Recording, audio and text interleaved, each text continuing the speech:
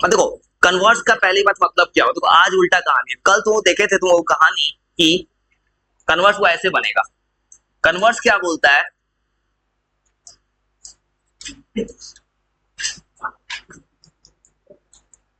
सुनो थ्योरम का मतलब क्या है। थ्योरम ये बोलता है कि अगर पहले से आज ये पता है, कल क्या प्रूफ किए थे, ये इसके पैरेलल है तो रेशियो इक्वल है। आज किताब बोलेगा पहले से रेशियो इक्वल है तो प्रूफ करो पैरेलल है। ये वो थ्योरम बहुत काम का है दोनों। तो सुनो कैसे बनाएंगे। आज ये गिवन डेटा है वो, गिवन क्या है, AD by BD is equal to AE by EC। अब आज मुझे प्रूफ करना है ये line D parallel to BC है। मेरे साथ तो फिर मत लिखना, सुनो ध्यान से, वो आराम से समझ समझ के लिखते जाता हूँ, याद करना है अच्छे से।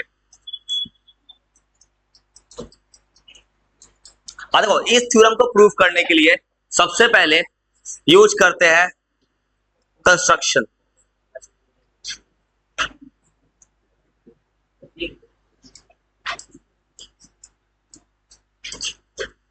सुनो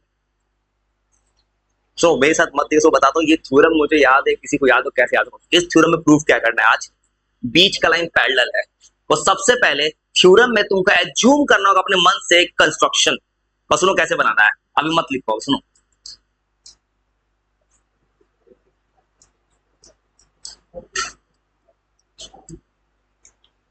और सुनो थ्योरम में करना क्या है, अपने मन से कंस्ट्रक्शन करो। हाँ वो जरूरी है।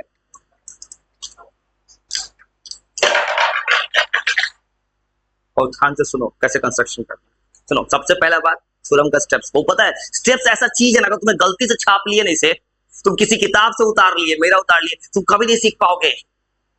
किसी को कैसे कुछ आता है, कुछ चल रहा है। सुनो पहला स्टेप है, देखो मत लिखो मेरे साथ, सुनो वो अपने देखो आज प्रूफ करना ये दो लाइन पैरेलल है, तो आज एक गलत चीज मान के प्रूफ करेंगे। सुनो अब मुझे प्रूफ करना है डी पैरेलल, अपने मन से मानूंगा मैं क्या कि DE डैश पैरेलल है BC के। वो स्टेप देखते जाओ, बोर्ड एग्जाम का सवाल है इससे बोल रहे हैं। सुनो यहां वो मान लो कंस्ट्रक्शन में एज्यूम करो, कंस्ट्रक्शन में सीधा क्या करो, draw AE dash parallel to BC। देखो तुमको दिख रहा, कहोगे डायग्राम में, देखो डायग्राम में AE डैश पैरेलल नहीं है BC के। देखो तो ये जो है DE डैश, देखो डायग्राम में अगर देखोगे, देखो डायग्राम में कहीं से दो लाइन पैरेलल नहीं, और मन से गलत एज्यूम किया मैंने क्या माना E पैरेलल होकर DE डैश पैरेलल। अब सुनो क्या करेंगे, सुनो कल जैसा, अब वो देखते जाओ, बिल्कुल मत लिखना, थोड़ा देर कंसंट्रेट कर लो। सुनो अब सुनो ध्यान से, देखो तो अगर बाबू डायग्राम कल थ्योरम क्या कहता था, थेल्स थ्योरम। देखो तो ये है इक्वेशन नंबर 1, तो सुनो थेल्स थ्योरम पे आओ। मैंने क्या माना है, कौन line parallel, DE dash parallel है BC के। और देखो अगर कोई बच्चा कल वाले थ्योरम से आएगा ABC में, तो क्या लिखेगा, DE डैश पैरेलल है BC के।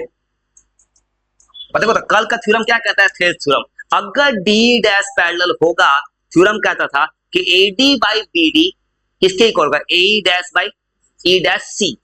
देखो कल बोले थे, कल वो ऐसे पढ़े थे, ये पैरेलल होता है, ये दोनों इक्वल होता है। लेकिन आज मैं गलत एज्यूम करके बना रहा हूँ, पूरा किताब ऐसे ही बनाता है, वो याद रखना, बस अच्छे से देखते जाओ उसके बाद लिखना होगा। सुनो कल का थ्योरम को थेल्स थ्योरम भी कहते हैं, BPT। देखो थेल्स थ्योरम क्या लिखोगे, स्टेप्स होंगे, देखो थेल्स थ्योरम बनाएगा तो क्या लिखेगा, AD बाई BD।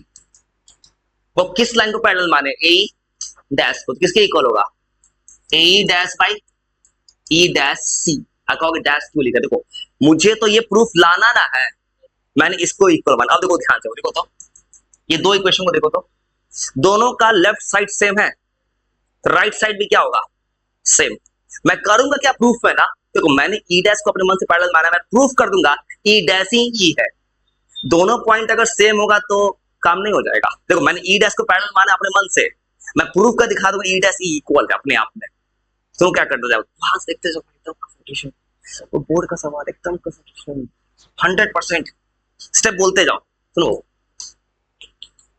और दोनों को इक्वल करो, तो लाइन को इक्वल करो, यहां से क्या लिखोगे, AE बाई EC किसके इक्वल होगा, इधर से क्या लिखा है भाई।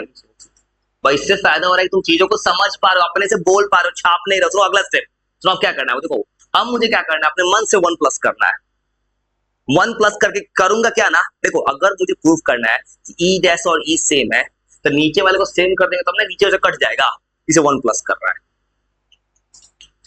और दोनों तरफ वन प्लस कर दो अपने मन से।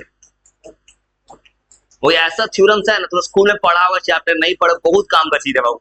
वो बता वन प्लस करे क्या आ जाएगा, बता दो क्या बन रहा है, ए प्लस ई सी, नीचे आ जाएगा ई सी। अगला स्टेप बोलो क्या आ रहा है, प्लस, और देखो देखिए डायग्राम बताओ, ए में इसी जोड़, देखो तो डायग्राम में क्या बन गया,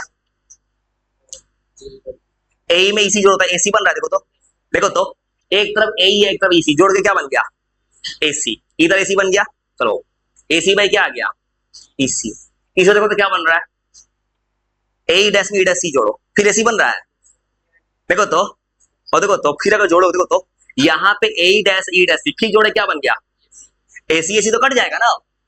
अब मेरा प्रूफ हो गया, दिमाग सेट करो, देखते हो ध्यान दो, और देखो आगे सॉल्व करेंगे, तो एसी एसी कट गया, सेम हो गया दोनों, तो इसका मतलब देखो बाबू, इसका मतलब होगा ईसी किसके इक्वल होगा।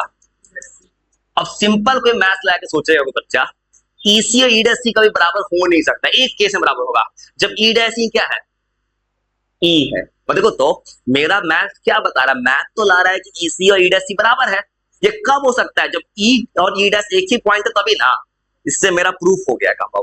अब मुझे क्या करना है, वो एक लाइन लिख देना, क्या ये तब पॉसिबल है जब ई डैश और ई कोइंसाइड कर जाए, क्या बोलना ई डैश और ई सेम पॉइंट्स है, एकदम अच्छे समझ लो बाबू, एकदम ठंडे दिमाग से, और तो प्रूफ हो गया। देखो तो देखो मैंने क्या माना था, पैरेलल कौन है ई डैश, लेकिन ई डैश किसके इक्वल है ई के, इसका हम बोल सकते हैं D is parallel to BC, हो गया। अब कुछ मत करने के बाद अच्छे से फिर तुम याद करा दो, तुमको याद करवा देना। हाँ देखो देखो बड़ा सिंपल क्यों लगा, रीजन बताओ, तुम एकदम शांत 100% कंसंट्रेट कर रहे थे, इसलिए वो अच्छे से लिख लो, अब फिर लिख लोगे ना तब तो फिर याद करवाए थे भाई, तो शांत रहने से फायदा हुआ नहीं, 2-3 मिनट बन गया, बात समझो ना भाई।